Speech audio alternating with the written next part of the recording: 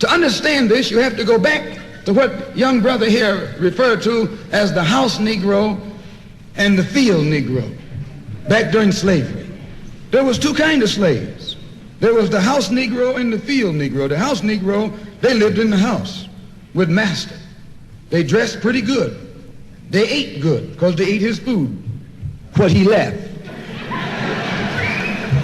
They lived in the attic or the basement, but still they lived near their master. And they loved their master more than the master loved himself. They would give their life to save their master's house quicker than the master would. The house Negro, if the master said, we got a good house here, the house Negro say, yeah, we got a good house here. Whenever the master said we, he said we. That's how you can tell a house Negro. If the master's house caught on fire, the house Negro would fight harder to put the blaze out than the master would. If the master got sick, the house Negro would say, what's the matter, boss? We sick. We sick.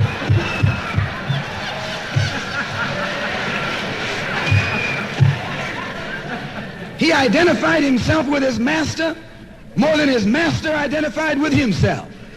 And if you came to the house Negro and said, let's run away, let's escape, let's separate, that house Negro would look at you and say, man, you crazy. What you mean separate? Where is there a better house than this? Where can I wear better clothes than this? Where can I eat better food than this? That was that house Negro. In those days, he was called a house nigger.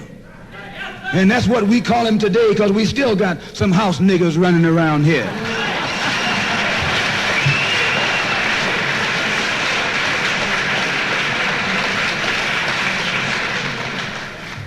This modern house Negro loves his master. He wants to live near him. He'll pay 3 times as much as the house is worth just to live near his master. And then brag about, I'm the only Negro out here.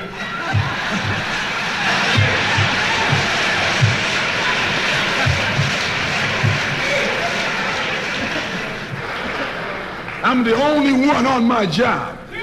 I'm the only one in this school. You nothing but a house Negro. And if someone come to you right now and say, let's separate, you say the same thing that the house Negro said on the plantation. What you mean separate?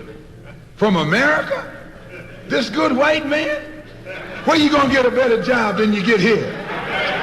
I mean, this is what you say. I ain't left nothing in Africa. That's what you say. Why, you left your mind in Africa.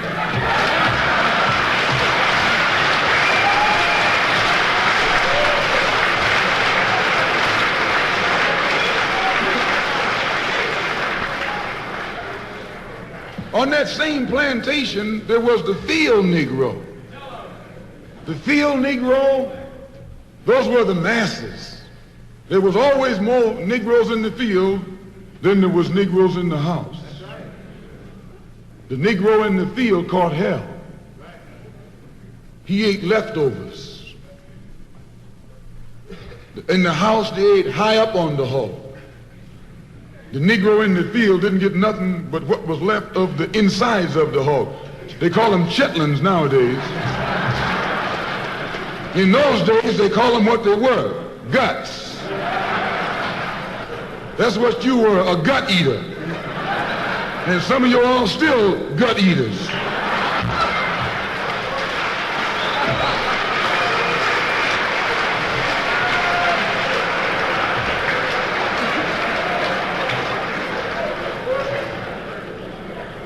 The field Negro was beaten from morning till night. He lived in a shack, in a hut. He wore cast-off clothes. And he hated his master. I say he hated his master. He was intelligent. That house Negro loved his master. But that field Negro, remember, they were in the majority. And they hated the master. When the house caught on fire, he didn't try and put it out. That field Negro prayed for a wind. for a breeze. When the master got sick, the field Negro prayed that he died.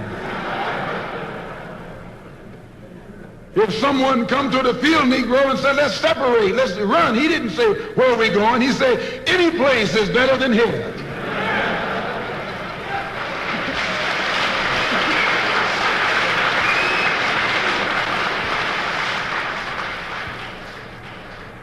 You got field Negroes in America today.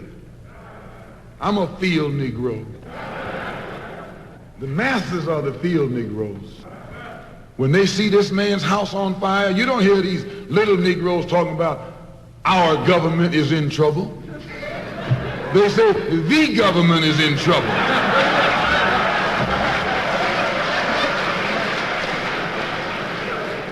Imagine a Negro, our government. I even heard one say our astronauts. They won't even let him near the plant. And our astronauts, our Navy, that's a Negro that's out of his mind.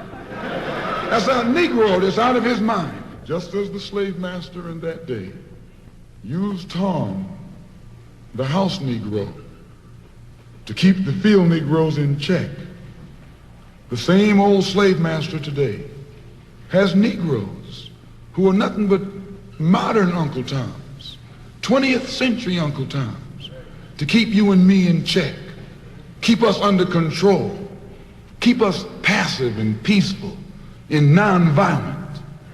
That's Tom making you nonviolent.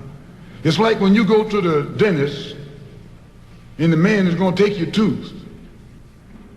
You're going to fight him when he starts pulling. So they squirt some stuff in your jaw called Novocaine to make you think they're not doing anything to you. So you sit there and because you got all that Novocaine in your jaw, you suffer peacefully.